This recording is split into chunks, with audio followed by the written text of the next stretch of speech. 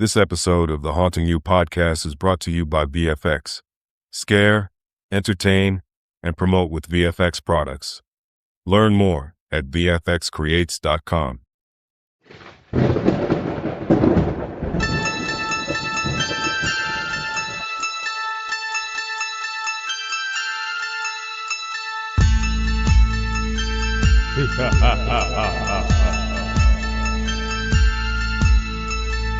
Coming to you live from the Chamber of Haunter Studios, this is Haunting You. I am your host, Leslie Reed. And I'm Keoni Hutton. Welcome, everyone, back to the Haunting You podcast. We are so excited to have you here. Happy Hannukah, Merry Christmas, Happy Kwanzaa, whatever you are celebrating this time of year. We hope it is just going absolutely spectacularly, and you are getting better weather than Leslie is back in Denver, who is looking at a Hawaiian Christmas vice, the snow that she so desperately wants. I'd be fine with Hawaiian Christmas if I was in Hawaii. I am distinctly not in Hawaii. I was going to point out there's mountains right there, except there's also mountains in Hawaii. There's mountains in Hawaii too, yeah. So they're much greener. They are much greener. That is and accurate. Mine should be white. There was some white when I was there on the mountains. There's not any white now. Colorado is not white in December. That is a tragedy. Tragedy. Yes, terrible. Absolutely terrible. But hopefully we can improve your holiday mood a little bit by diving into some other holidays that we so desperately enjoy. So in the last episode back in mid-November, oh my gosh, we're right before Thanksgiving. We released it on Thanksgiving, I think. We did a post-mortem of Sanguine Creek Estate's 25 haunt season. And if you want a recap of that, please definitely go back and check out that earlier episode. But tonight, instead, we're going to do a post-mortem on a different haunt. I'm pretty sure that was mostly us watching hockey. It was definitely a lot of us watching hockey in that last episode. That is accurate. It was a great game, though. Like, can you blame us? Hell no. You've seen the way we've been playing? I have. It's been delightful. It has been the best season that I can remember in a long, long time. Like, seriously, when's the last time we had a season this good? I don't know. The year we won the cup last, we didn't have a season this good this early. No. It makes me deeply... we were a long shot. That's what I'm saying. And I am deeply, deeply concerned that we were going to burn ourselves out and blow it in the back half. Oh, yeah. I'm trying so hard not to get my hopes up super, super high, specifically for that reason, where it's and I don't want us to do that, but we might. We might. Yeah. Yeah. Just got to stay healthy. Got to stay healthy. That's all I ask for. But that's not what we're here to talk about tonight. As much as Leslie and I can wax poetic about the Colorado Avalanche and the, I'm going to say, momentous season we are having, we are here to do a postmortem on another haunt. Now, I want everybody to think back to the end of September, which is the last time we had these very special guests on. Our good friends from the Athens Scream Park in Athens, Ohio. We want to hear all about how their haunt went. So we had them back. We had them on in episode 102. If you haven't listened to it yet, definitely go check out episode 102 first, because that was before their season. They talked about their planning. They talked about their process. They talked about what they were hoping to happen. Tonight, we get to see how much of that came true. So, Breck, expectation and versus planning versus reality. So, Breck and Eli, welcome back to the Haunting You podcast. Oh my God, I'm so excited to have you here. Hello. Us back. And Yes. you didn't come alone. No, we brought other some gremlins. friends. We brought some friends. You brought a lot of friends. Introduce us I to approve. your team. Well, we have Daveah, who is our head of marketing, Ray, who is our head of costumes, and Tori, who is our head of finances and also our lead actor. Absolutely freaking love it. Now, the last time we talked to you, it was really just the two of you. Mm-hmm. Yeah. Eli, you were doing most of the construction after driving 5 hours every single weekend to get to the haunt itself. And Breck, you were trying to do all the planning and marketing and kind of everything else, all the things. And pick up where Eli wasn't able and to pick up where Eli was not. Exactly. So how did you find such, I'm going to say, wonderful team members to assist you? Kind of give us what happened in between that brought all of these people to you? All three of them. Sorry, you go ahead. I was just going to say that actually will be something that Breck would be able to talk about because they're mainly from his neck of the woods, not me. I'm the weird outcast. You're not dragging people from Kentucky all the way to Ohio for haunting? No, believe it or not, people don't want to travel that far for just a weekend. I know, right? Insanity. I mean, it is Ohio, but then again, it's also Kentucky. So I would take Kentucky over Ohio in an instant. No offense, Breck, man of culture. You are saying this in front of now a bunch of Ohioans. Yeah, come on, Ohioans, come on. It's okay. It's okay. Yeah, but tell us, how did you end up recruiting this team, and give us a little of the backstory? Well, all three of them were involved since auditions, so they were all going to be helpful in that way as actors. And then I spoke to each one of them. They had their strengths, and I was like, hey, I learned how to ask for help this season. That's what I learned. That's important. You need to learn that. That's a skill. It is a skill, and I'm still learning it. So, Keoni, don't beat yourself up over it. It's okay. I have time, right? I do want to talk about that tonight. A little bit of asking for help. So each one of them came to me and was like, I would love to help out. I just don't know where. And I was like, that's kind of where it went off. And we had a conversation. Ray came to me through our Google Docs that I sent out, that who was interested. Daveah also came through that, and so did Tori. So it was all the marketing, even though it was minimal at the time. It got to these people that I so not desperately love. That's not the right wording, but desperately love is the closest thing I can think of that makes sense. I admire. If I remember correctly, you were struggling a little bit on the actor recruiting side when we last spoke, because you had tried to do your tryouts, your auditions, your recruiting, like on the worst possible days. Yep. Yeah. That I can imagine. Move-in day for the students, and then the day of the rival football game. Yep. So no one is doing anything except moving in and going to the football game on these weekends. Yep. So how were you? People. So many people, but none of them came to us. Yeah. So how were you advertising that got the word out about your Google Doc? What were you doing beyond that? We kept posting it. I even like spamming it.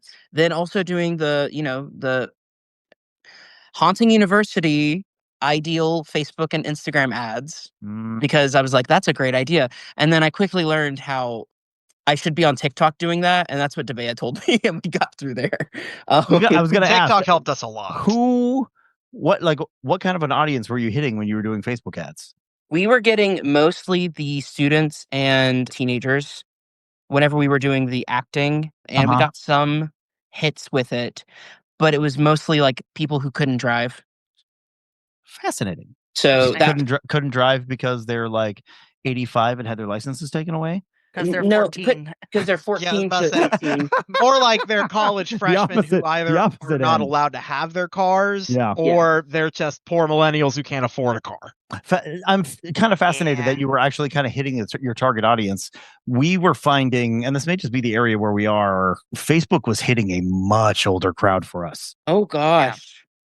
Actually, our TikTok was hitting a larger, like an older crowd for us. Oh, wow. Really? Our TikTok was anywhere between 30 and 40 range, whereas our Facebook did hit the younger audience, which is odd because Facebook is not tailored to the younger audience. But I think it's because Meta's combined all of their platforms like Instagram and Facebook. So I think we were hitting them on Instagram and it was reading as Facebook. Sure. Give me an existential crisis. Old people use Facebook.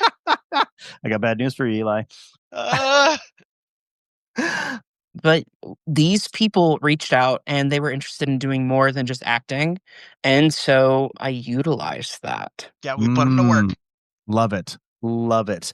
So let's start with you, Ray. Tell us a little bit about your background, what attracted you to working in this haunted attraction, and tell us about your costuming background. Well, I've done a little bit of haunt work in college. It was more like every group just designed their own room. in terms of decorations, costumes, actors, all of that. So each room was a different group putting it on. And then I also did costuming and acting and production assistant and all of those things in college with theater. Another so theater that was kid. exactly. So that was kind of my background, and I hadn't done anything like that since college, which was a while ago. So I saw the post on Facebook and was just interested in getting involved. Yeah. And I'm glad that I did. Love it. Daveah, you're the marketing and accounting guru. Tell us more. Well, not so much accounting now. Thankfully that Tori is on the job. Because that was me. I forgot about the update. Yeah. But anywho, my day job, I am a logistics specialist. Ooh, for whom, if I may ask? I'm not allowed to say. Fair enough. You may And not. NDAs. And then before I went to college and got a professional career, I was in modeling beforehand.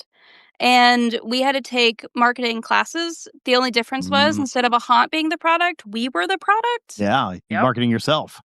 So I was already very familiar with the Facebook and Instagram algorithms. The only thing I had to learn on the fly was TikTok. It's not much different, but it is harder to navigate at times. Yeah. One of my favorite things Daveah said throughout this entire process in regards to all this is logistics is just a video game and I want the high score. Yeah, definitely. That makes sense. Same thing with marketing. It's a game. It's a game. It's a game. Yeah, and I just don't have the patience to play the game. That's what it comes down to. I have patience to play the game. I just don't like their rules. Yeah, that too. Oh, once you know what makes the numbers rise, it's so much fun. So Like, Yeah, like I an don't like the idle things that game. make numbers rise, and the things that I'll sell my soul for are slightly different. what I'm hearing is This is why John does our marketing and not me. that. But Daveah, we're bringing you back on for a separate episode to talk about this all by itself. Oh yeah, I'm down. This is all why John and Kay do our social media and our marketing, and I don't touch it. Well, Leslie also just has no patience for people, so Yes, we don't there's want that her too. interacting with the public, not the public face. No. See, I have the personal mask and I have the public mask, and I have as many names to cover that as I need. Yes. Yeah, Leslie's You public sure mask do. is like a Wendigo or something. Yeah, Harley. Gotta be Harley. Yeah, it's Harley Quinn. Which That's right. is, in its own sense, problematic. Yeah, indeed. It's better Tori. than the Joker. Is it? Is it though? I think so. At least she's nice to animals. At least you know what? I'll give you that. At least she's nice to animals. I was a Harley Quinn cosplayer for years. Yeah. Nice. You You should see compare Leslie's notes. costume. It's Definitely. incredible. Yeah, Leslie's was awesome. I had fun with it. That hammer. Oh, I love the hammer. Still living in my garage. It's in my face Mine was a enjoyed it as well. bag. My hammer was a bag. Put a zipper on the end of it. It's Oh my perfect. god. Okay. Solid. Tori, tell us about your experience acting and apparently leading the acting troupe for Athens Scream Park. Yeah, definitely. So post college, I decided I'd start doing more of what I wanted to do. And so I went up to Cedar Point and I worked as a scare actor for them for a few years. So I was part of their Screamster team. I loved it. And then around the same time, I said, maybe I'll enjoy this more. So I started taking acting classes at a school in the Cleveland and Kent, Ohio area. Did acting school for 2 years for fun before I said, man, I should go to grad school and double down on being in higher ed. So I came to the Athens area for grad school and have been working at the university since 2018. Yeah. So that is one of the things when I saw a Scream Park was coming into the town, I was like, man, I miss scare acting and all of that so much. So I reached out about getting involved. And funny enough, I had a bunch of friends who said, did you see the things for a Scream Park is coming to Athens? Did you see that there's this new haunt? I had so many people who knew my background related to that. So they brought it up to me. Tori needs to know. Yes, you need to be a part of this. And I'm so happy they did. Yeah. We both And then are. on the other side for financial, during COVID, my hyper fixation was financial literacy and education. Good So I for try and- you. yeah, Oh so I my teach God. that to students on occasion where I try and make sure they understand that before they go into the real world. And I just Very wrapped up important. a project management certificate through the graduate college for also funsies because I'm a glutton for punishment. Less. I'm sensing a kindred spirit here. I don't know what you're talking about. I certainly don't have how many. Leslie collects degrees the way I collect. I do. Yeah. Halloween stuff. Here, I spent my pandemic making sourdough bread. Mine died. You know what? Some of us have better picks. Yeah. But I approve. I love it. Yeah, so it came in handy. So when I was looking at some of the stuff for the Scream Park, I was like, I'm going to need you to stop touching the financials and like let me see all of that. And we just handed it over. It terrified me that it wasn't like hyper organized. So then I, proceeded to. I won't let you look at my books. You might have an aneurysm. I don't even want to look at his books, and I know I'm going to have to at some point. Yeah, he doesn't have books. Godspeed. I have a spreadsheet. What we had. Hey, it's better than like the typed out just like list. And I was like, "What is this?" And they're like, "This is the numbers." And I'm like, "This is a list." When you say typed out list, are you saying like a Word doc? It was a Word doc. Yes. I want it on the record. That wasn't me. That was not that was the Breck thing because it needed to be done. And that was also I give you went credit too for having low, something. spent this much. You had something. You had something. Yeah, exactly. What is your, let's say, philosophy of haunt budgeting? Okay, listen. I respect that in the first year it doesn't necessarily come out of the red, but my philosophy is whatever we spent at the start, right? We leave it there. We're not going to touch grabbing more from the budget until we have hit something, right? So the goal is we've spent money. All right, we're actively in the haunt. Let's stop spending money while we try and recoup. Yeah, recoup. And then at the end, if we have additional money, we can then plan for next year with that. Like the goal is to work with what we have during the haunt. Outside of emergencies, we shouldn't be spending more money while it's actively going. And I see your cringe. It's okay. This is so much more responsible than like Keoni, hearing this hurts. Yes, it needed to be told. Yeah. I know. I'm over here cringing, and between Breck and I was the responsible one. It is it's me holding a book and a squirt bottle. Daveah said that's a lot, Eli. And spraying all of them. I mean, just because the bar is low. Put the credit card down. Leslie took away my credit card. Day job where I'm just like, no busts. Yeah. Oh, God, sorry. Credit card gave me a little bit of PTSD. Listen, I work with college kids. I'm very used to saying no. Put it down. Stop that. Yeah. Spit out your gum. Tie your shoe. Let's go. Pick up your laces. Your headphones Come out. on. Pay attention. Yeah, exactly.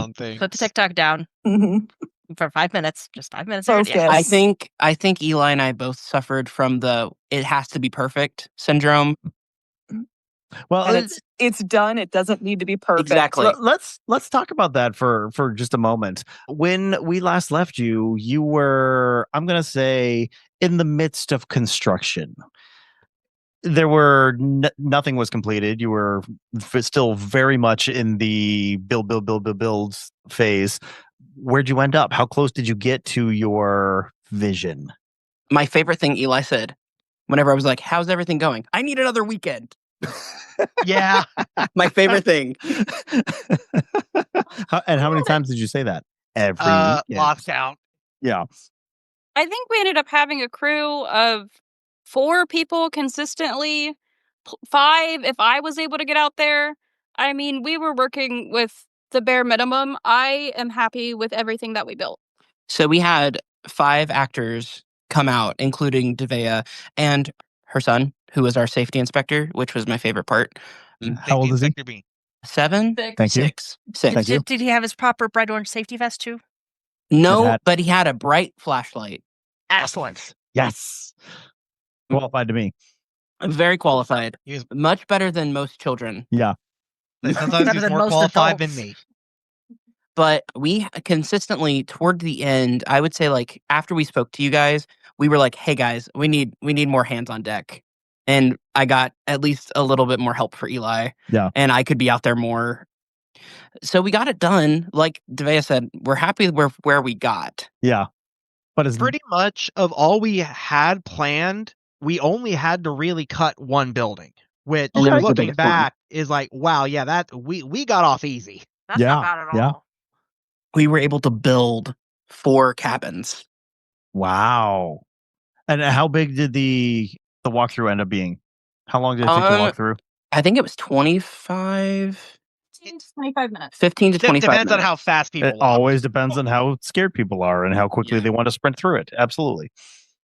But 15 to 25 minutes is a pretty solid walkthrough. No, it's pretty... $1, especially for first year. Yeah, exactly. Especially for a first year. Absolutely. Tell us a little bit about the scenes. What ended up because you were, I'm going to say, a little bit cagey when you were on before because you didn't want to reveal too many surprises. But now we're past. Like, so spoil away. Spoil away. We want the spoilers. Well, after you drive up and you go up to a tent with a camper, and that was it was very ramshackled looking on purpose. So we had Katie Beth up front doing our tickets. And I think my favorite thing, we had waivers for every person who bought a ticket because we wanted to make sure everybody was safe and understood the rules. Stop right there. I'm gonna interject. How did you handle the waivers? How did people fill them out, manage it? Like, how did you manage it? So we originally had 2 people up front. One person was working register. Katie Beth, which was my character, was handing out the waivers. And by time I was done being Katie Beth, I had a whole spiel about how, hey, look at these rules. Hey, read the waiver. Hey, sign your name, add the date. If you're a minor, add your parent's signature. I'm sorry, I forgot to put the line for your preferred funeral home. Good luck. I like that. But you were doing it by paper, sounds like. Yes. I don't even know how many waivers my poor printer had to print out by the end of it. There was one night we did end up running out of waivers because I was running the front desk this night as well. We ran out of waivers and didn't have access to another printer, so we just had to make a sign out sheet with our one remaining waiver saying, read this, sign this. Yeah. It's perfectly legal, right? Yeah, I was printing them out 50 at a time, and still, I think twice we ran out, but once we were able to get more. Yeah. So you would sign waivers, pay your ticket, and you would enter the midway. And so there were lights. The midway was built. We had games and such. You could pay to, $5 for 6 tickets. We had buttons and giggles out there every so often running the ticket. Not the ticket booth, but the Midway games. Midway games. Buttons and giggles. Yes, buttons and giggles. They came with the property. That was we just found them naturally. Yeah. It was just a part of it. They came with a fall fest that the camp was trying to put on, and it just did not. They just got stuck there. So yeah. Nice. But before you get through the queue line, you would interact with. Oh my God, what's the character's name? Tori. Sammy. Sammy. SAMMI, stumbling around, managing my insanity. Sammy. Sammy. Were you Sammy? Yes, your favorite camp counselor. Nice. And that was our tour guide, basically, to get them to the front of the camp and interact or introduce them to their camp counselor. So I was your main camp counselor. So after you got past the midway, people would see me. I'd have a torchlight and we would wander basically through the woods, over the hills and off to the camp we go. So I would do a mix of distractions and unhinged screaming and movements and such. And then, at times we could literally lose the light and have people jump out at you or stalk you or whatnot as we got you basically all the way back to where the cabins were at. So as you get closer and closer, you're seeing it's getting like darker out, but then you're seeing the lights of the camp cabins down ahead. But yeah, and like one night we had this girl who was so terrified that I had like a live tiki torch fire in my hand. She's like, "You're gonna burn down the forest." So I'm like, "Okay," and blew it out. And then everyone goes, "Oh!" They were like, "Oh my God, Rachel!" And I'm like, "Yeah, Rachel. What are we gonna do now?" I love the improv. Phenomenal. I think that was my favorite part about watching because I got to do this too. And I did my own thing, I was the camp counselor, the head one, Henry Caraway. But I just loved watching Sammy because I just loved the laughing, the giggling, the chanting, and then the absolute terror. There was one group that I ended up following behind too. And the girls in the front were very terrified by Sammy. But the girls in the back were, saying they were all this hot stuff because, they weren't getting scared. They saw everything coming, but they didn't see me right behind them. So I just go, "Are you sure about that?" And jumps out of her skin. Outstanding. How many actors did you have working on any given night? The first night we had over 30. Uh-huh. Yeah. And then quickly we had 15. The next Bottleneck night, 15. event. Yeah. Bottleneck event. We got to see who could do it and who could not.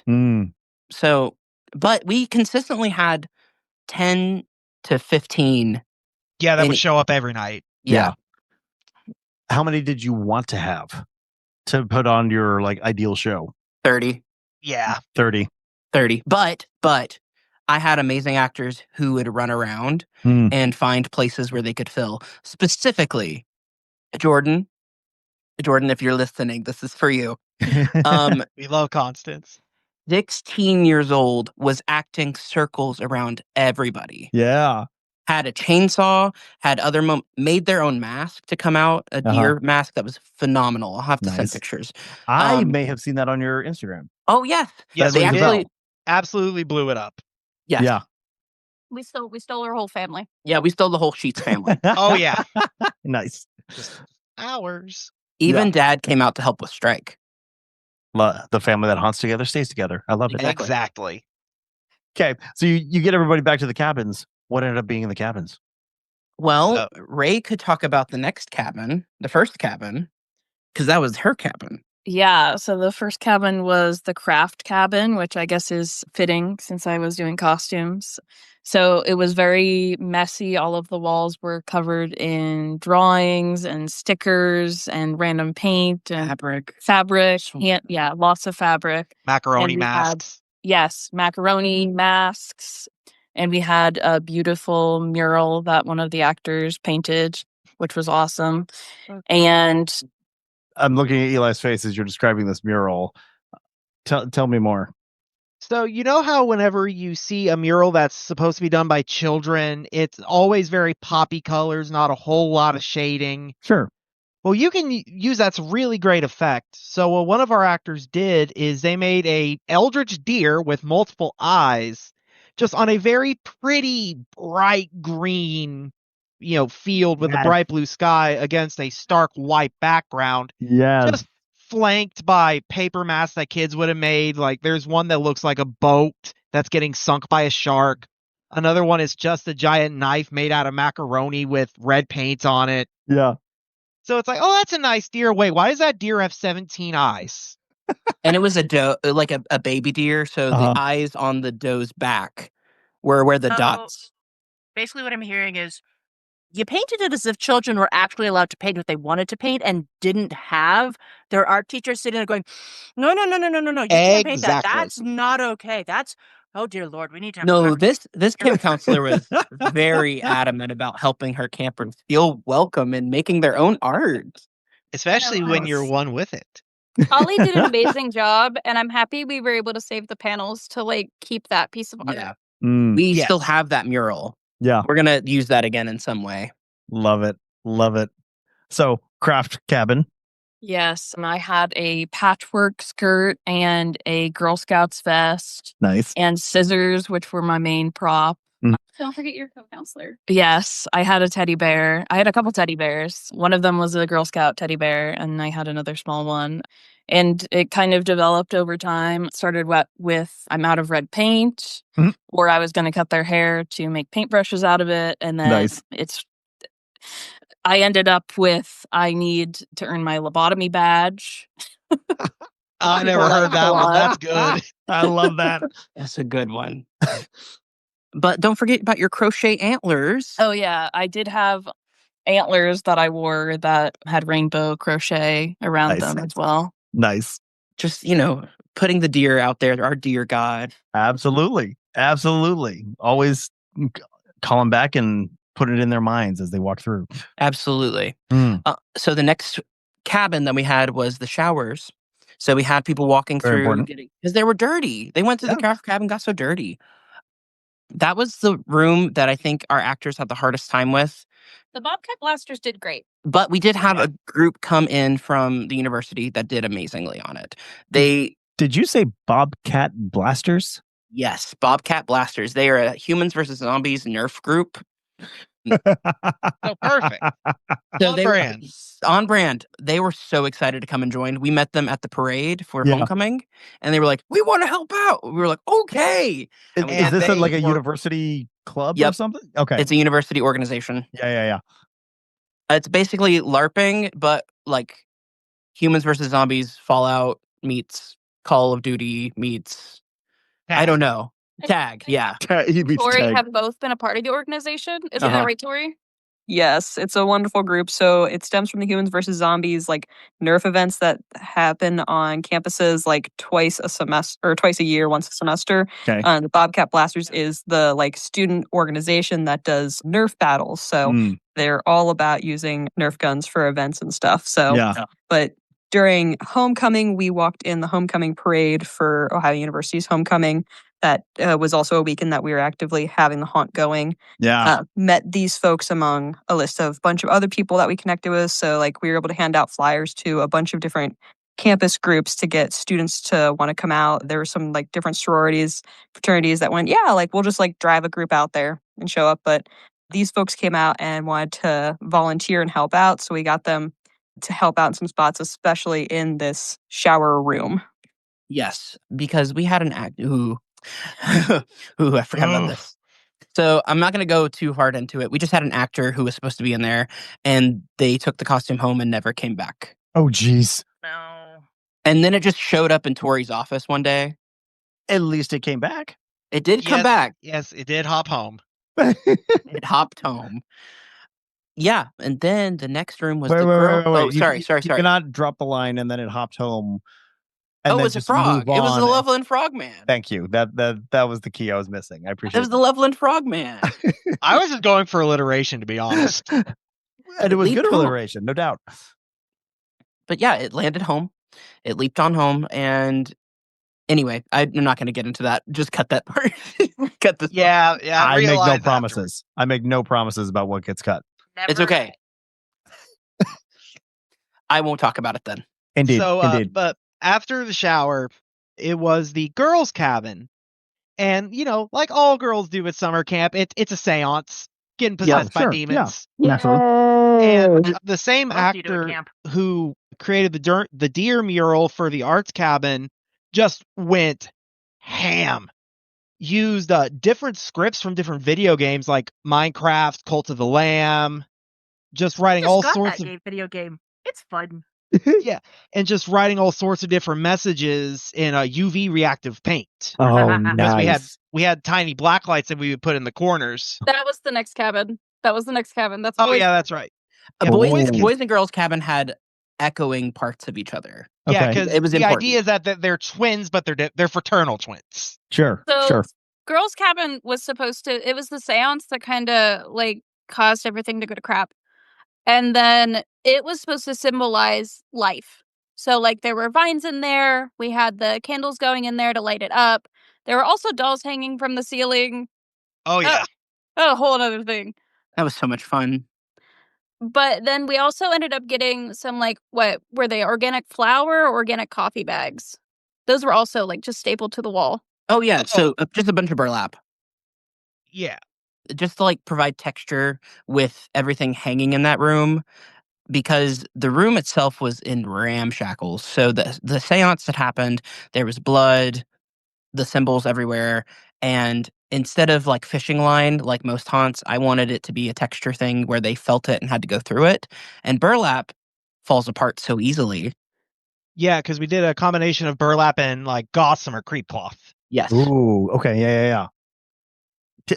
Talk a little bit more about how the girls' cabin and the boys' cabins kind of complemented each other. So, you want to take it, Breck? I was just going to say the boys were being influenced by the girls because the girls really had all of the power. Because in so many haunted houses, it's always, female victims. So in our idea, we wanted to give, flip the script a little bit. And the boys were the ones in hysteria and the girls were in complete power. I like so this. you would first walk into the boys' cabin and it'd feel like, oh, okay, there's nothing here. But as soon as you go to walk out, that's when the boys would just rush in. With a leaf blower. Nice. Ooh, I like that a lot. Corey loved it. Corey is Jordan's brother, and he was just a teenage boy whenever he first got there. And I was like, there needs to be something here. He came out with a leaf blower, was like, I don't know if I can use this. And I was like, please, I need to know how you can use this. I need you to try it. Please. Just try it. Because it turns out if you hear it and not necessarily see it and there's someone running towards you, you don't care. You don't know what's going. Yeah. My favorite thing is when I was filming TikToks, I had everybody like killer camp counselor one time. And Corey's was just like blowing me over with a leaf blower and then beating me to death with it. And I'm like, it's so silly. It just might work. Visceral. Seriously. And especially with how dark it is, like all you see is like this large thing that they're holding and it's making all kinds of noise and I'm out.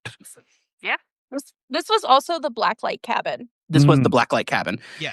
Full on, all of the sigils, everything, all the drawings were on the wall. All the Latin. Yeah. All the Latin. On behalf of my sister who took Latin for years, did you spell check the Latin, or do we have a Monty Python Life of Brian scenario on our hands? I'm sure there's a Monty Python Life of Brian because it was written by an actor. And it was specifically supposed to be teenage-like graffiti. Because I believe one of them was specifically, I had sex with a girl here. A girl? No. Very It was a girl Latin. had sex here. Oh, yeah, that's right. That is actually very legitimate Latin graffiti. Like, there's so much. Just because it said on the front, boys only. And it was just like a fuck you saying, actually, a girl had sex here. Yeah. Mentioning graffiti, just really quick, going back to the shower, we, of course, had bathroom graffiti. And one of them we had was the very typical, for a good time, call this number. We put the Rickroll hotline. Hell yes. God, I He's hope very someone proud of called that it. one. Yeah, our guy who decided to put that on was very happy. Yeah. Love it. I love those Easter eggs. Fantastic. And then you get out to the cantina where our wonderful lunch lady was making this awful, god-awful food. I mean it whenever I've never gagged at food so hard.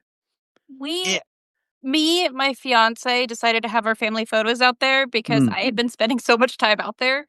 And we caught a whiff of the cantina, which was covered at the time. And you can see it on all three of our faces. Really? What were you using for the food?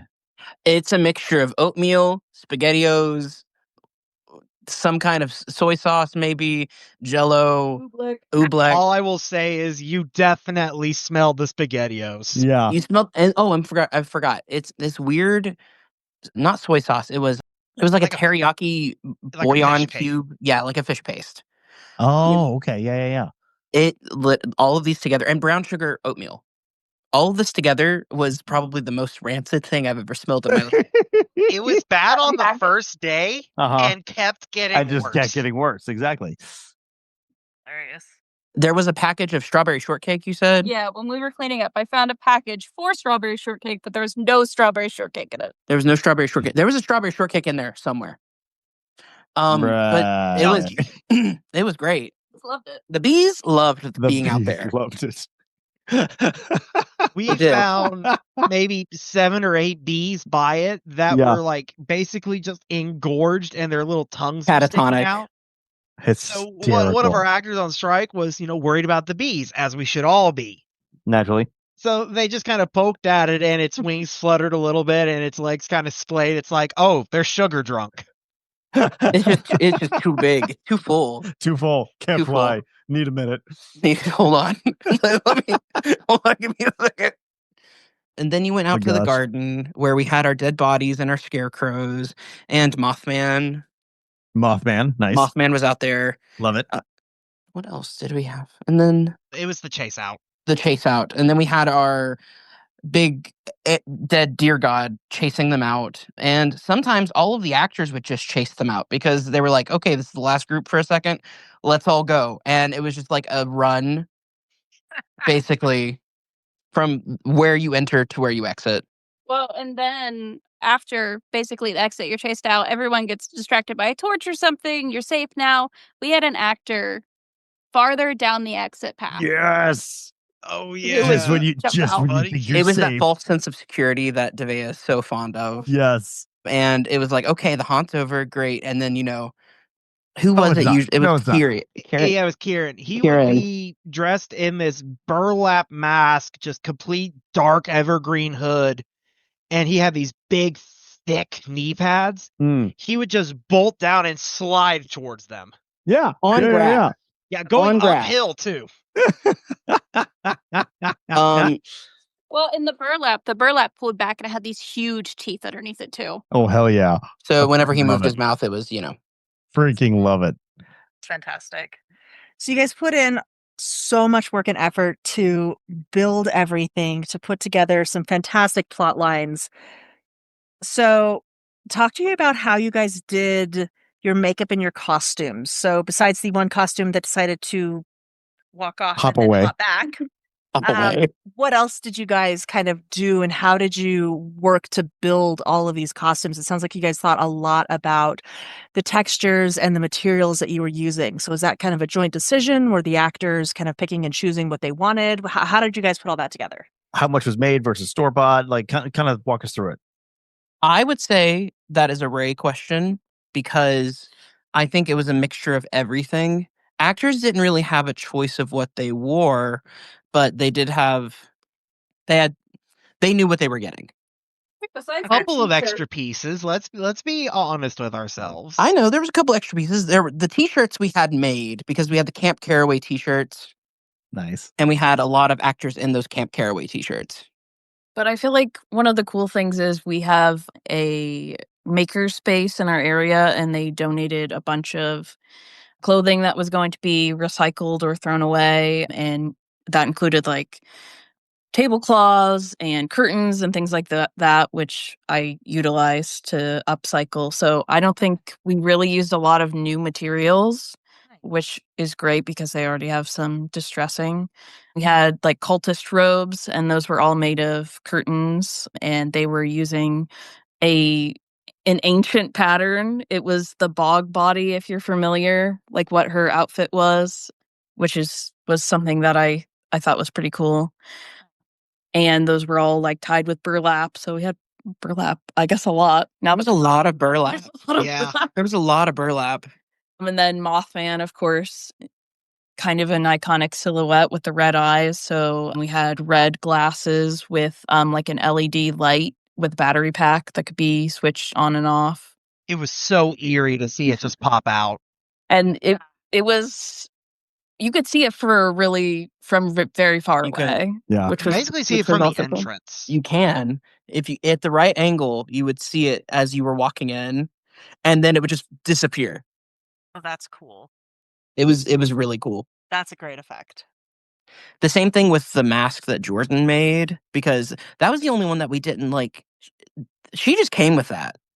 Mm-hmm. Yeah. She was just like, "Oh, I want to be a cultist," and then brought her own mask after and I made some of the masks, but I was like, "This is better. I want this. This is made to you, and it's for your character. I want you to use this." Is that Mothman? I'm seeing a flash of here. It was, yes. Yes. Excellent.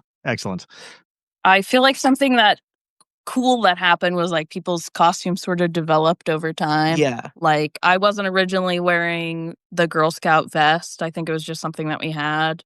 And I had to give up my camp t-shirt one night, so I ended up wearing that the rest of the time.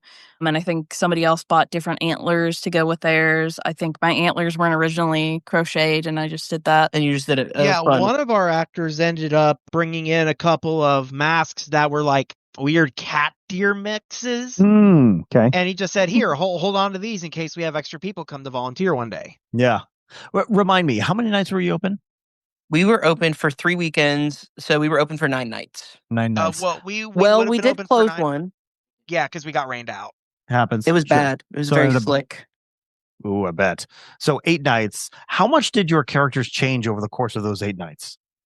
Oof. I changed characters. So I went from Henry Caraway to being Buttons the Clown a lot. Mm. And then Katie Beth went from Katie Beth to Giggles because Buttons was gone for a little bit. Then I was just the roaming safety man, aka whenever we heard something break, I would be on set to make sure it got fixed before the next group. My man. But we ended up not having that many issues, thank whoever's watching. So I eventually just was like a roamer. So I would just pop up every now and then with a skill drill that had a really bright LED and a really high-pitched whir. Yeah. So even without the drill bit, just that sudden light and sound, like, okay, yeah, that gets you. Uh-huh. But then the last week, I took up the Caraway mantle as the guy who let you into my camp. I had to deem if you were worthy, aka, did you sign the waiver? Nice. So I think a little everybody. I think even Sammy changed a little bit, right? I wouldn't say Sammy changed. I think it's just getting more comfortable in the role. So there was some folks who were kind of moving around and changing pieces, but then we had people who just got more comfortable with their character as weekends went on. And I think it was interesting because since it was only 3 weekends, like, by that third weekend, people were feeling really comfortable with their character and like seeing them grow more. And I think if we would have had 2 more weekends, you could have just seen them like really ensconced in that character. And as someone who's done haunt work before, I had pre-built the backstory of this character and these details. So when I came in, I was ready for it. Whereas some of our newer actors, really that first weekend, they were finally starting to explore their character. And so then they almost got in this trap of, I'm going to reset and do the same thing over and over again.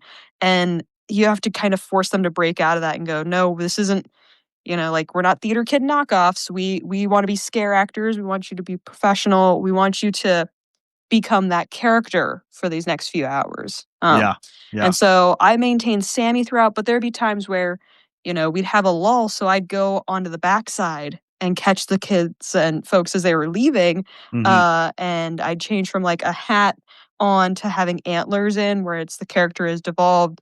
And then I'd chase them out. Because I had multiple times where I would just like start clicking and moving around weird at the end and just look at them and go, you better run, and just charge them. And then other times just like playing distractions as we had like some nights where a line would form.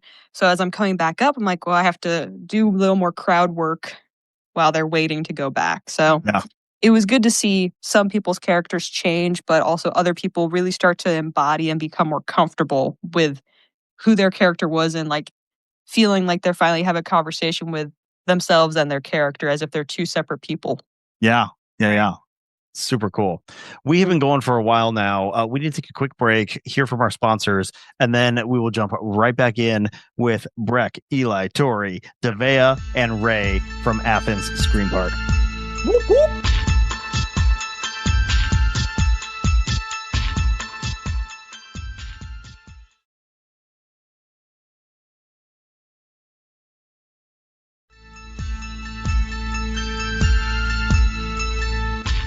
Alrighty, and thank you to our sponsors. And we are back with the crew and designers and planners of Athens Scream Park.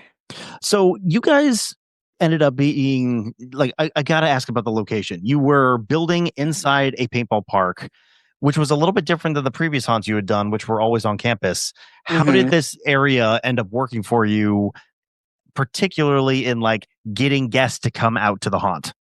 It was difficult because it ended up being 30 minutes from campus for some people. Yeah.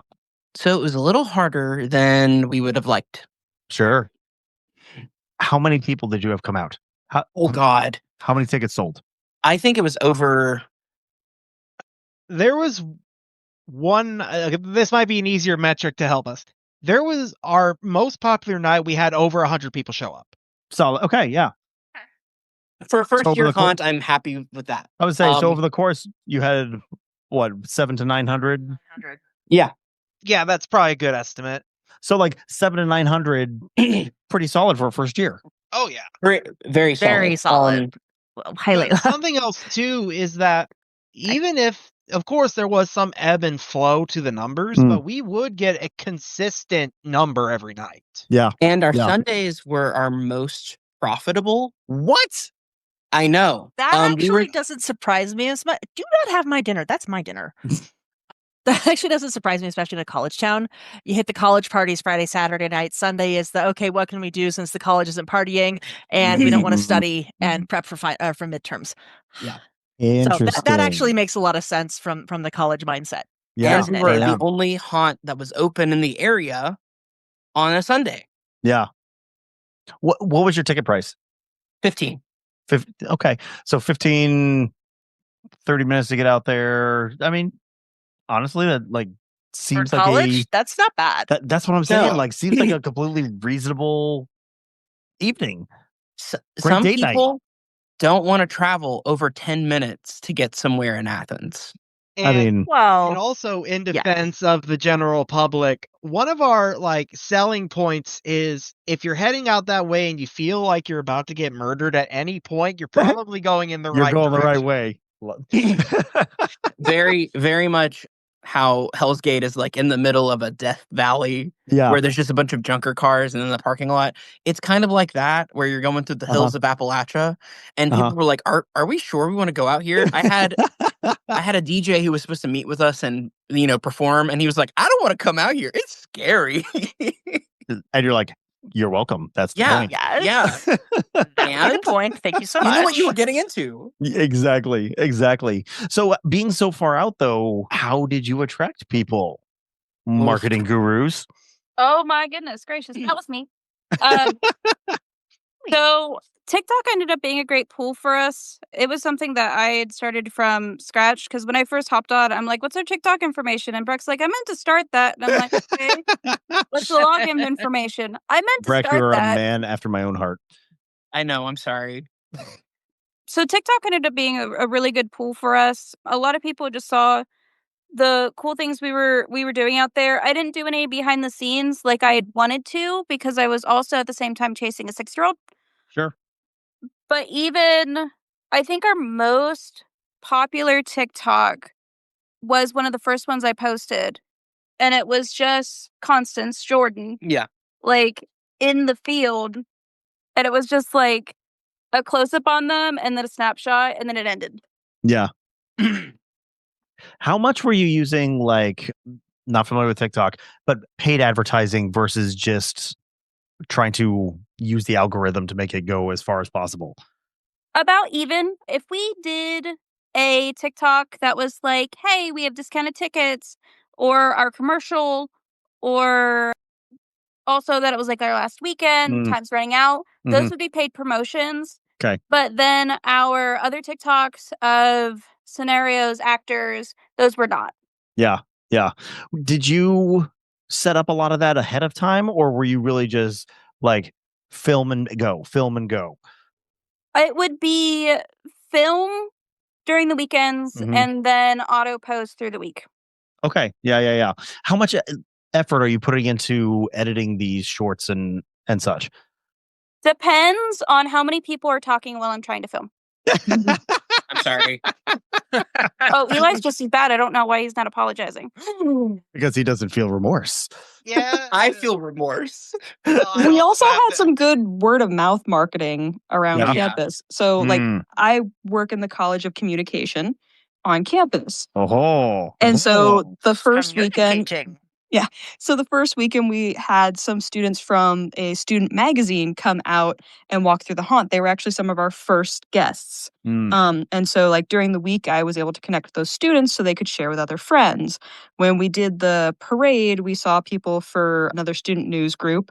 And then later on, we actually had one of the student newspapers did an article about the haunt and hyped it up before our final weekend.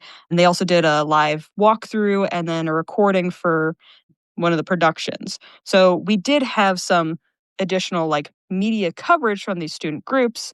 Yeah. And also, I used to coordinate our social media certificate. So I was able to connect with those students in the certificate program, and they were able to hype it up on their socials a little bit about like, hey, there's this thing happening if you need something else to do in town. So that was some of the just using our connections of, hey, we have like these things that we're posting on Instagram and TikTok, and like just all of us who are working in Haunt were also sharing those reels out so the people we knew were seeing them. But then getting those students who like the couple who came through the first weekend were like, oh my God, yeah, like was super cool. Let me tell other people who are in the magazine about this. You know, so some of those things were also helpful, where it kind of was starting as word of mouth and being like, hey, come out and see it. Like, check it out. This is going to be awesome. And got that additional coverage. Yeah. Did you go ahead, Les? How much did the paintball park itself kind of help and reaching out to their group of their audience patrons and their clientele? Sorry. They helped by letting us use their property. So they provided no marketing themselves. I don't think they have marketing for themselves. A lot of people had never heard of this paintball before. Fascinating. You kind of had to be in it to know it. I think it was a great place. It's a business that just kind of sprung up during COVID. Yes. And most, like my photographer who I took out there fell in love with it instantly. So I had no clue it existed beforehand. Yeah. Would you use it again? We are looking at closer options. Yeah. Yeah. But if we come into that part of our journey, oh my God, I want to be nice. I don't mean this as a mean thing. It was not worth the time for people to make it out there. Yeah. And I love John and his family very much. And I'm very thankful that they gave us that. Yeah. I just don't see it being profitable. But I'm glad that we did it. Sure. Did you have a way to track or figure out which of your marketing methods were the most effective?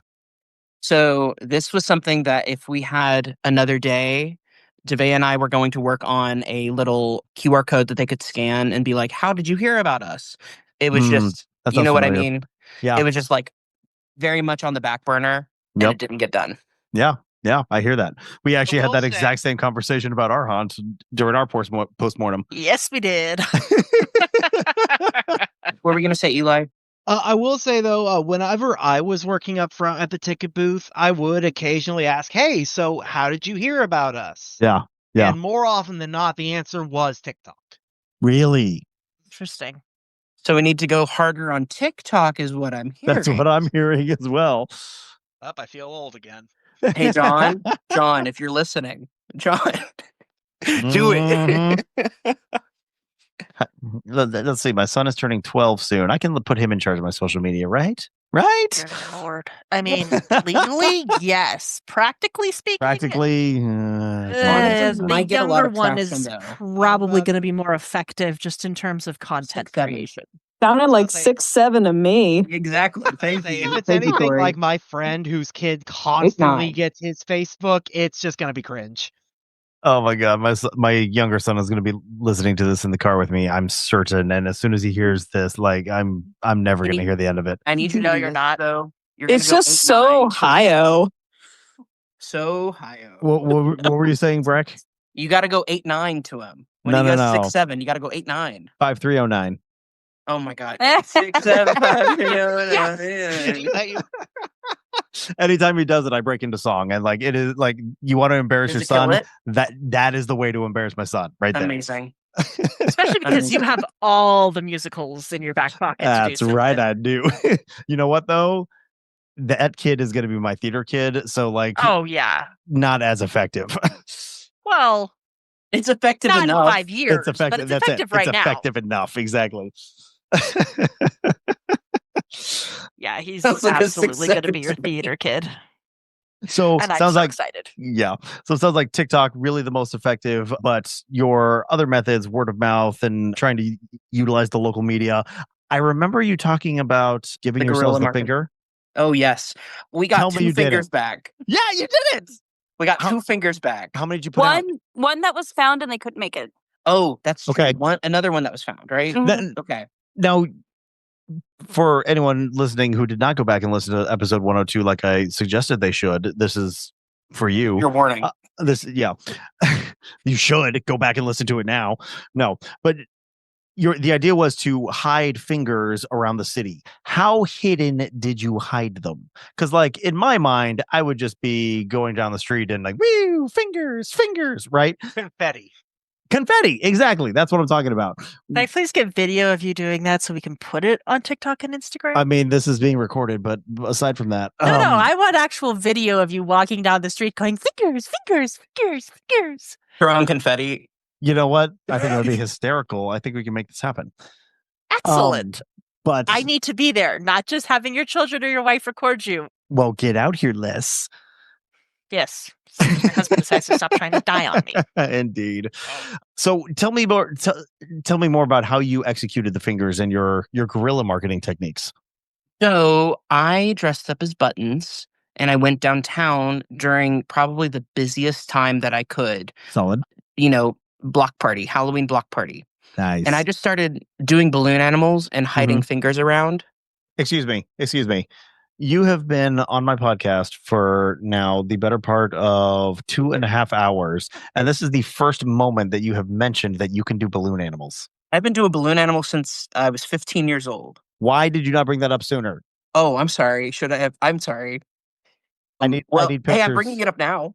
Clowning is one of those things you're not just open about it nowadays, especially after a couple of years ago. People just don't look at clowns the same. They shouldn't. Clowns are fucking scary.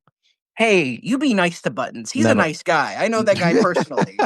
He just went to the psych ward for a little bit. He was fine. I mean, who hasn't? Like, it was probably all that Red 40 he was eating. I love Red 40. It's the best snack. So you're out at the block party. You're doing balloon animals. Carry on. Then I started hiding fingers around after opening my briefcase of balloons. That was just balloons everywhere they would be like, okay, what's happening? I'm doing business. And I would open it and they're just balloons. And then I'd start pumping balloons. And I was like, here, take a finger. And then I would be like, here, hold this. And I would give them a balloon and I would let it go before they grabbed it. Yeah. And it would fly away. And I was like, what'd you do? Where'd it go? I needed that. It's classic. I love it. Then I found out there were other people doing balloon animals. And I got worried. And I went right over to them and I opened my briefcase and I was like, is it okay that I do this? And I just started making balloon animals. And they were like, yeah, that's fine. And then it was like, okay. And then we had a sword fight and I gave them a finger. Solid. Anyway, just like getting our name out there and like just being a weirdo. Yeah. I wish I had Giggles out there with me though. That would have been fun. Would have been 2-on-1 clowns. I was busy. I know you were busy. I think I was out at the haunt. Yeah. I was doing marketing. You were building. Yeah. We switched. Which is important. It is. Yeah. It is. What else? Would you say it was effective? I think it was effective because I got people asking questions. Yeah. And then I would hand them the finger and they were like, oh, okay. Thank you. You're welcome. Here, and take this. And then I flip them off as well. Yeah. I didn't do that around children, but I really wanted to. Yeah. And so I would cover my hand and flip them off. You just got to do the British one. Oh, yeah. There you go. That's okay. I think the parades were very effective too. Oh, I heard about people seeing us at the parade. Yeah. I forgot about the parade. I did almost hit people, but safely with my car. I'm gonna need more. Okay. That a parade? It was the homecoming parade, and I was just driving a little crazy. Not really. I was going slow enough. In the parade. Yeah, in the parade. Yeah. Okay. But it had Athens Scream Park on the front. Right. En route, I was in the parade, and I went close up to people while they were turned around, and I went honk real loud, and then I turned away. I mean, this all seems perfectly reasonable to me. So people were terrified, and it made us memorable. Yeah. We also did the fall festival parade, and it was a different vibe. It was a different vibe that day. That number one, it was in the neighboring town that is a little more traditional. Okay. less company. So we less just college? had Yes, less college. Yeah. So I was doing the Fall Festival Parade, and we just had people with our signs on their back. I only had one actor, my fiance, and my child, and myself. And we had taped little flyers on like the ends of suckers. But some of those flyers did make their way back. So Okay. But people remembered us, and that was the most important part. Yeah. Next year, if I do the parade again, it's going to be a golf cart. I was going to ask, what do you drive? It was an SUV. Okay.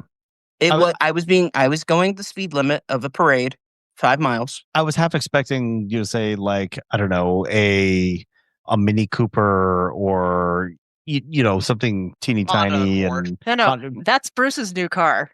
Is it? He finally got his Mini. He's like 6'7". I know. 6'7". Not again.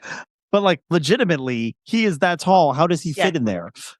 Well, that's the thing. When he tried them out in high school, that's why he's always wanted one, is because he actually fits really, really well in them. Press X to doubt. I know. He's thrilled. Great for him. I'll have to send you pictures. This is one of our friends from high school. He's like 6'4", 6'5", just massive Scandinavian-sized dude. And his favorite thing in the world is that he now has his Mini Cooper. I love that. And it's his license plate is tiny car. Good for him. Of course it is. Did you have actors walking in the parade with you, or just the car? We had actors with us. I had Tori, I had Elle, and I had Casper and Ollie. Solid. I love the effort that you were putting into marketing, and it sounds like it was reasonably effective given how many people you had come out. I wish we had more people come out, but that's just my opinion. Yeah. I think we need to get into the deep stuff now. Oh God. How deep in the red are you? Surprisingly, at least from the last time I heard of financials, not that bad for a first run. We are in the red. We are not in crippling debt. You're not bleeding. We're not bleeding. Definitely looking for sponsors. Yeah. I mean, always. And it is so unusual for a hunt to actually break even in their first year. You now have a ton of infrastructure that you can build on next year that you will not have to pour money into. Correct. Hopefully. Although, sounds like if you're moving locations, there may be a fair amount of that as well. Well, we have... Go ahead, Eli. So we were able to keep all but maybe 2 or 3 of the wall panels we used. Solid. Yeah. So that right there is great for the walls. So if anything, we would just have to either find new pallets for our flooring or just find a new system. But that new system would involve money. Yeah. Yes. Yeah. Where are you storing all of this in the off season? We have a storage unit currently. Yeah. That's been very helpful. Everything's out there. What's the rent like? What is it, Eli? I'd have to check the card statement, but it's like 150, I think. Okay. Yeah. I think that was the first 2 months, 150. Oh, yeah, so maybe only 75 a month. Exactly. Like something not too bad. That's not bad at all. So did you ever we're talking about what you've done and a little bit about what you're going to do. What would you change? What would you keep the same for next year? So something that is definitely changing that we've already talked about is we want to have some form of internship or anything that could be in that realm. Because yes, we did have actors, but I don't want to call it a problem because that's kind of bad. It's a challenge. Exactly. Yes. A challenge is that while yes, I did have 3 to 4 actors who would consistently show up to help me build. God. There were still, 5 to 6 hour or like blocks where it was just me out there. Yeah. Yeah. So, I mean, not only is that difficult, it's unsafe. Right. So I had to do that balance of, okay, I'm trying to get stuff up to where if people walk in, we can still do stuff while not overexerting myself. Yeah, totally. So yeah, having an internship to make sure there's more consistency with people, because also life happens. Because it was something that would come up that like Breck and I would get frustrated, but we just had to realize when you we can't control. Yeah, when you have people that you rely on and they don't show up, it hurts. Yeah. But also, you can't ask people to drop everything that they have to do to come and help you build a haunted house for free. Sure. And then also just people getting ill. Yes. Yeah. People not getting able to like leave schoolwork. That was another one. Anyway, just like the internship is an idea that we had, and we were like, there are plenty of internships that we can use for marketing, infrastructure, and like other parts of it that we can let off of for us. When you say internship, you're talking about like trying to do something through the university. Correct. Yeah. Or offer an internship as well through us. But that's like in 5 years. That's another. Yeah. Give us a building, please, before we do that. Yeah. Base of operations. Yeah, exactly. What else would you change? Oof. I think the amount of stuff that I was putting on myself and Eli. Yeah. You asking mentioned for help earlier. That's what I would change. Tell me more. Well, whenever it's just you and your best friend going out there for, I don't know, 12, 14, 15 hours. How long, Eli? Do you know? Yeah, I think you're about right. Yeah. It doesn't matter how much time you spend out there at a time. You spend enough time, there's going to be some bickering and frustrations. Exactly. Yeah. And so I'm just glad Eli and I didn't argue at all. I'm surprised by that. No, I think the closest thing would be the slight blow up I had over the credit card. And that's fine. Yeah, that's just me being a worrywart about everything. As soon as you put a number on it, I'm going to worry about it. Yeah. The thing I would change the most was the amount of another thing that I would change the most is the amount of time that I gave us. I wish I would have taken start earlier. Start a year before. Well, now you have that opportunity. I know. Get to work. And I have the people. Do you have anything you would change, Daveah? I would definitely change maybe how we manage actors. We now have Tori, thankfully, who joined our team and can be our actor lead. But leading them was something I would change. Yeah. Giving more leadership. Yeah. If I didn't have to focus on all the other things, yeah, I know. I agree. Not hydras. No, this was one of the things that I needed to ask help for, and I'm glad that Tori was able to take over. But I also didn't introduce Tori as like, hey, this is your actor lead. Yeah. So I really shot my foot there. One of my many things that I've noticed that I needed to ask help for. Haunt owners, ask for help. Do it. Actually, something else that just popped in my head, kind of in the same vein of asking for help, is more clearly defining responsibility.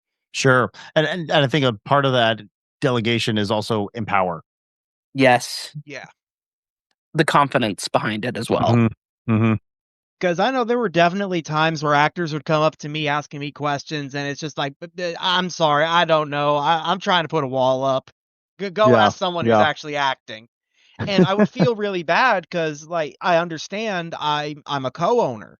Yeah. I'm somebody that they need to look up to. And it was really just embarrassing for me to not have those answers. But at the same time, I am up here for construction. I shouldn't have to worry about 17 other pots, so I'm trying to make sure mine's not boiling over. Yeah, sure.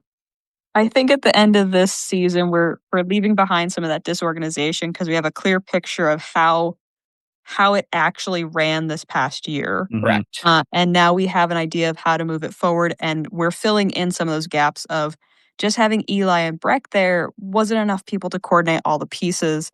And so expanding out by adding on the three of us that came on and expanding on those roles, we're able to give more clear direction and kind of show a more unified team. So there is a point of contact.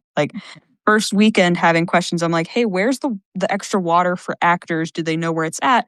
And they didn't. And so part of it would be during lulls doing safety checks. Do you have water? Do you have mints? Do you have your cough drops?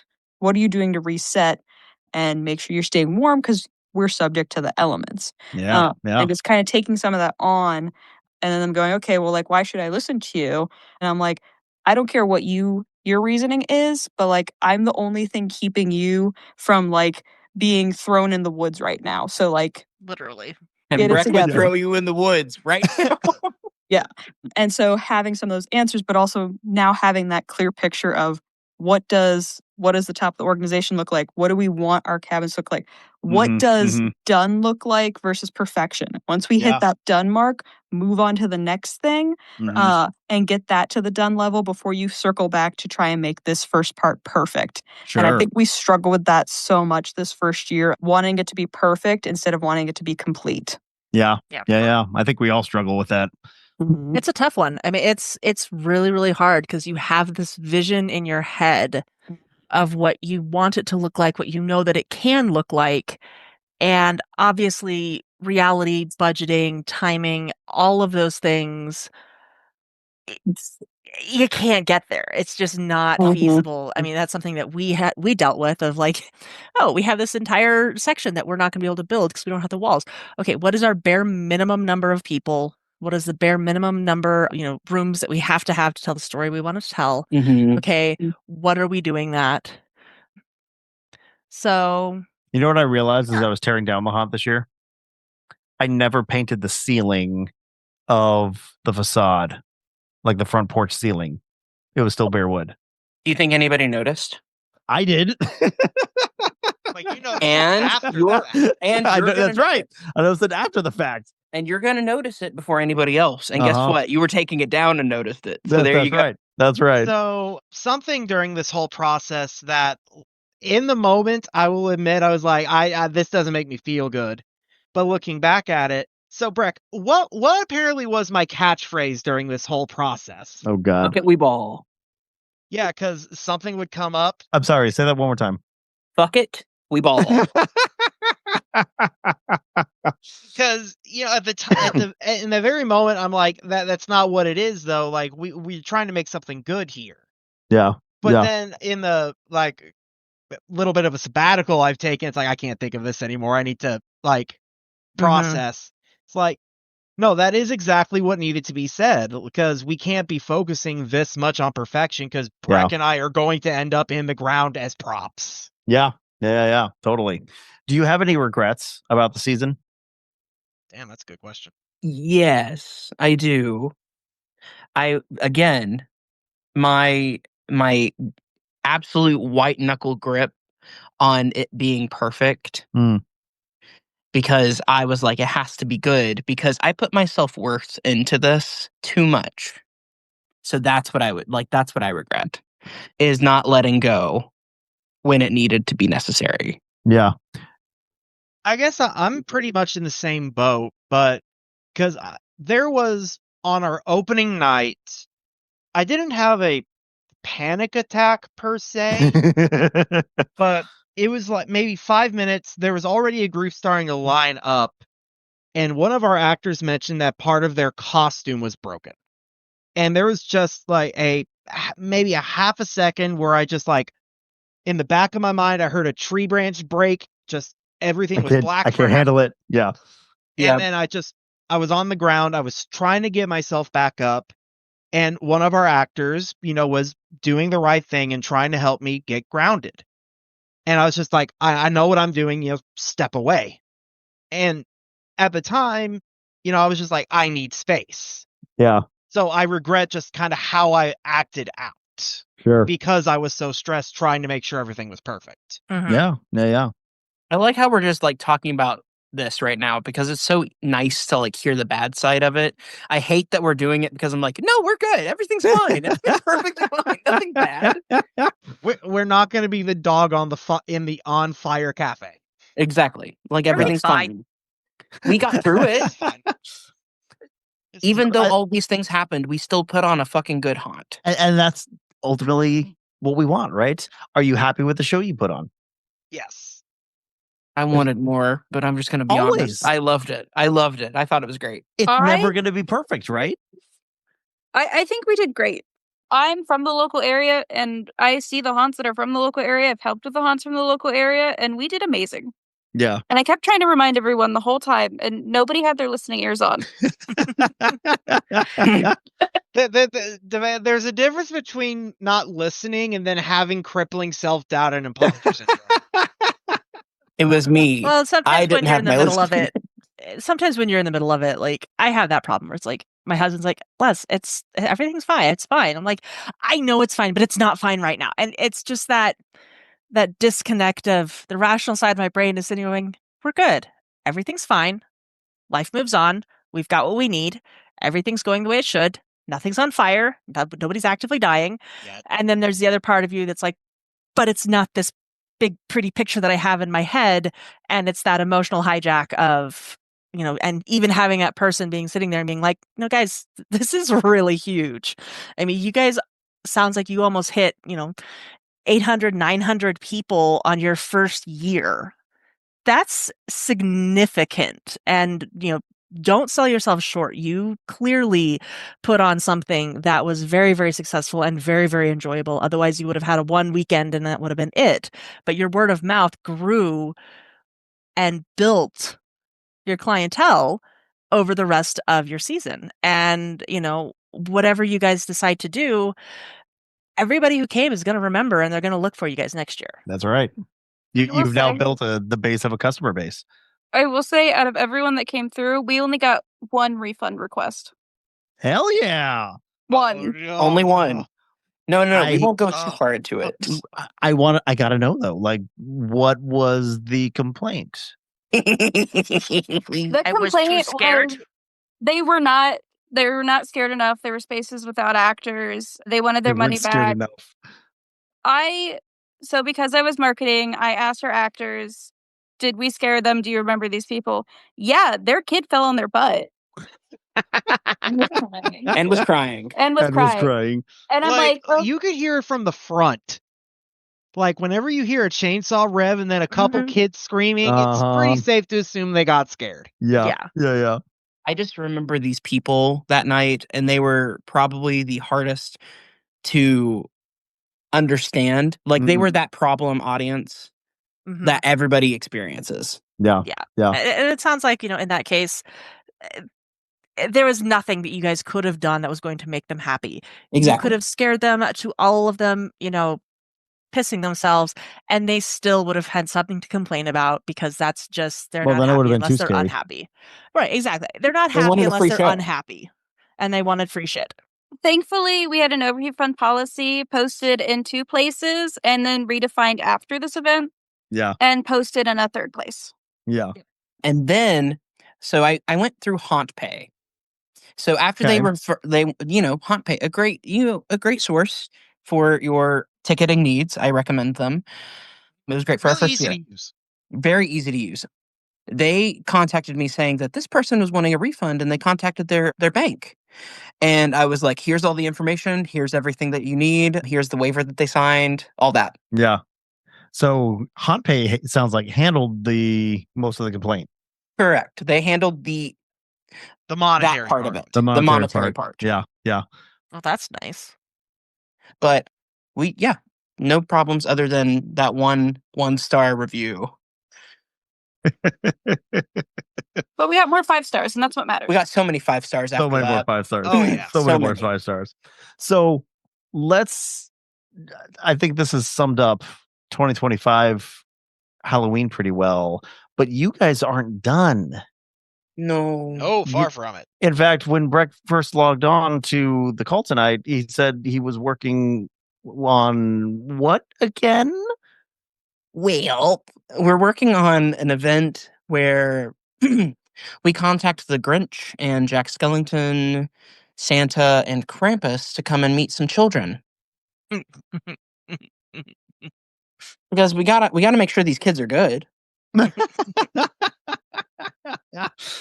What is this event that you are preparing for? Well, we have 2 events this weekend, actually. So let's. What are the dates? So it's the 20th. We have our Frostbite Frights. Storytime Delights. Nice. I love that name. Thank you. We're doing free stories and just having some space for kids to come and read at the local bookstore. We're going to have Santa there, I believe. No, we're not going to have Santa there. But we got some cool elf hats, some Santa hats. And we're going to have a fun time reading How the Grinch Stole Christmas. Mm-hmm. And then a story that I actually wrote that cropped up out of a midnight fever dream. Ooh, those are the best kind. Because we can't find a good Krampus story, we had to make one. Okay. And it's a lovely retelling. I love it. I think it's beautiful. And then we have Nightmare Before Kava, which is the next day, the 21st. And it is photos with Santa, Krampus, the Grinch, and Jack Skellington. Nice. And where's this happening? This is happening at Big Run Kava. And the storytelling is happening at Little Professor Bookshop. Yes. Okay. Where can people go to find out more information about these two events? On our Instagram, you can actually find out more information about this. If you go to Athens Scream Park on Instagram or Facebook. And I think that's it. Yeah, I was going to say, I'm not seeing anything on the website. Sadly. I don't have access to the website. What? Breck, get on that. I'm getting on it right now. I thought I did that. I'm sorry. No. Okay. Ask me this before. Okay. See, we're still learning. It's okay. This is what we do. This Exactly. is constantly. Always a learning process. That's right. So you've got stuff happening this weekend. Sounds like it's mostly, I'm going to say, promotional. Yes, it's promotional and a little bit of fundraising because we're doing photos with Santa. Okay. And we're printing them off there. Nice. Okay. Nice. And then there's also the option to purchase a digital file. That way you can have as many as you like. And also, it's our opportunity in order to get out there in the local community. We're partnering with 2 really great local businesses. Yeah. Build some community goodwill, maybe find a couple of potential sponsors down the line. Correct. Yeah. My fingers are crossed. I hope it works out for you. It's going for to. PR. And then what do you have in store after that? Is this going to be the last event until we get into next season? Or are you starting to think about things to keep the hype going through the year? We're starting to think about our next phase of guerrilla marketing. Mm-hmm. We have a couple of really great icon characters that we want to get in local communities at local events, whether they're invited or not. Airway Crashers. I love that name. PC. Yeah. You might see Constance out roaming about. With or without the chainsaw. Could be with. I'm Bring the the chainsaw. Bring the chainsaw. Bring the chainsaw. You can leave the chain Definitely back, bring the but bring chainsaw. the chainsaw. Right. I'll leave the chain. So the saw. But yeah, we're going to local events and just promoting. Mhm. Making it as cheap as possible. Yeah. I love it. Okay. I think we are pretty much at the end here. We have been going for like 90 minutes at this point. Oh my God. Right. Every time you come on, we just have too much fun. So for all of our listeners on here, what is the one thing you want them to remember at the end of this podcast? To ask for help. The best takeaway. I freaking love that. It's great. Ask for help. Doubt is a normal human emotion. It's okay to feel it. Don't let it be the only emotion you feel. Yeah. And hire children. Safety inspector fees the best. Maybe not hire children. Maybe No. not that one. It I worked hired really, children. really well for our volunteer month this year. children. They may yearn for the mines. Let that be a yearn. I would say find some friends, lean on your community, and if you find yourself somehow stuck in Ohio next year, come check us out at Athens Scream Park. We'll be ready to scare the shit out of you. On Or that you can come note, act with us. where should people go look to find you? In the Instagram, future? Facebook, and AthensScreamPark.com. AthensScreamPark.com. You can go to Instagram, Facebook, and TikTok at Athens Scream Park. Perfect. Well, Breck, Eli, Tori, Daveah, Ray, thank you so much for taking the time out of your busy Christmas holiday season to come on the podcast, talk about how well your haunt did, your lessons learned, and being so real with us. We really appreciate it when we can get anyone to kind of tell the ground truth on what it's like to run haunts, so that everyone else who is listening, who wants to be doing what you're doing, has the opportunity to learn from you. Really appreciate that. We appreciate you inviting us back on. Congratulations on a killer season. I mean, truly, Absolutely. It sounds like you guys did an amazing job and really built something that has such great potential to grow in your community. So congratulations on that. That's huge. Thank you. And thank you guys for all of your support, regardless of if you were involved or not, actually. But the podcast was very helpful. I'm glad it, and at the very least, I hope it entertained you while you were building, Eli. It did. All right. We will hopefully have you back sometime next year. You guys are welcome back really anytime. If you have words you want to get out to the community, recruiting, whatever, hit us up. We'll have you back. Okay. Keep that in mind. Love that. I'm so excited that they absolutely killed it. Seriously, that sounds like they had just a phenomenal season. Mm-hmm. And then, like as Breck says, it's never quite what we want it to be. That's something you kind of have to get comfortable with, and it's a very, very uncomfortable feeling. It's a very uncomfortable feeling. Like I fight with that with myself constantly. I'm like, it's not perfect. I can't turn it in yet. It's like, nope, fuck it, it's done. Yeah. And it's a really tough struggle. It is. And I applaud them and everybody who has that fight with themselves and builds something and presents it and shares it with the world, because that is one of the hardest things to do. Exactly. Just as we do here on the Hunting You podcast once a month, roughly. And we hope you all enjoy coming along on that journey with us. If you enjoyed this episode, definitely go check out the other episodes of the Hunting You podcast. We have 105 other episodes for you to listen to that are, I promise, just as much fun, mostly, as this episode was. This was probably a little bit more fun than the average. But go listen to those. You can find them anywhere you get your podcast, but especially our website, huntingyou.com, just the letter U. You can find us on all of the socials at facebook.com/huntingyou, just the letter U, at Hunting University on Instagram, at Hunting You on YouTube.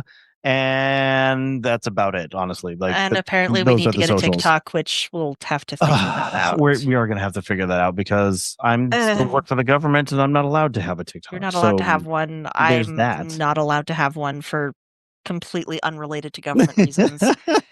So John is going to have to be making TikToks with his child. Something but we also need someone here who can video things that we're doing and make TikToks out of it. But I need a social person. That's what it comes down to. Maybe I can convince one of the neighbors. I'll put one of the neighbors in charge of the haunted houses. TikTok and Instagram. I still haven't built an Instagram for it, so this could work perfectly. Oh, right, because we just have the Haunting You Instagram, not the Sanguine Creek Instagram. Correct. And I think we need one for the haunt. I think so, too. But anyway, that is a topic for another night. For now, it is approaching Christmas. Merry Christmas to all of you who are celebrating. Happy Hanukkah to those who are in the midst of it right now. We hope that you have a wonderful holiday season and a happy new year. We will see you in 2026. Cannot believe that it is 2026 in a week and a half. Right. Isn't that craziness? My brain's still in July. My brain's still in fucking 2020. Well, there's that too. That thing screwed up everybody's time. Since 2020 has been real. I'm pretty convinced of that. I agree. Yeah, indeed. Anyway, Merry Christmas, Happy Hanukkah, Happy New Year. See you all next year. Les, take us out. Alrighty. Well, from all of us here at Haunting You, happy holidays, Merry Christmas, Happy Hanukkah, Happy Kwanzaa, Happy Solstice, all of those wonderful things. And if you don't celebrate, Happy Grinch Day. Love it. From all of us here at Haunting You, happy hunting. Which is the most important holiday anyway, as we all know. Accurate. Bye, everybody.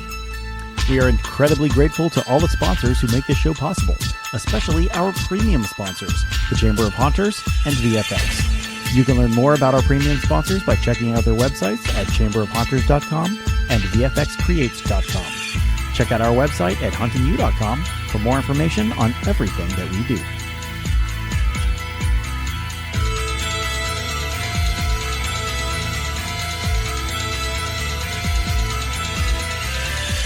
Haunting You can be reached via Facebook at facebook.com/hauntingyou with just the letter U, or on Instagram under the handle @hauntinguniversity, and YouTube under the handle @hauntingyou. Haunting You is a production of Sanguine Creek Entertainment. All audio clips and sound effects are used under a Creative Commons Attribution or public domain license from Purple Planet Music at purple-planet.com or the Sound Bible at soundbible.com. Please see the show notes for more information on all the clips used in this episode.